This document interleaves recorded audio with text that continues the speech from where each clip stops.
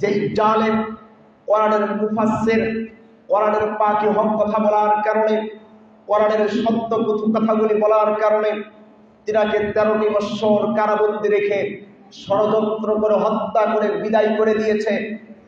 সেই কোরআনের পাখি আজ থেকে 2007 সাল 8 সালে যে বক্তব্য দিয়ে গিয়েছিল, আজকে তা হারে হারে প্রমাণিত হয়ে যাচ্ছে, ঠিক কিনা?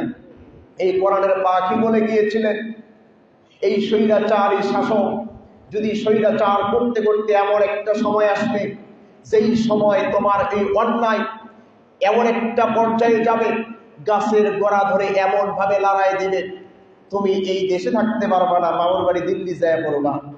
আমরা দেখতে পারলাম কোরআনের পাখি আল্লাহর ওলি যা বলে গিয়েছে তা বাস্তবায়ন হয়ে কোনো দেশে ঠাঁই পায় নাই, দিল্লিতেই যায় ঠাঁই পেয়েছে। কথা বলেন না কেন?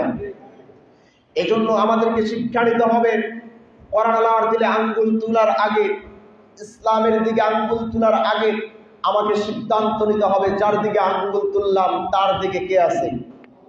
আল্লাহ যদি থাকে, তার বিরুদ্ধে দাঁড়ায়া পৃথিবীতে যুগে যুগে কেউ টিকতে পারে নাই, বর্তমানেও টিকতে পারবে না। সালাতু খায়রুম মিনান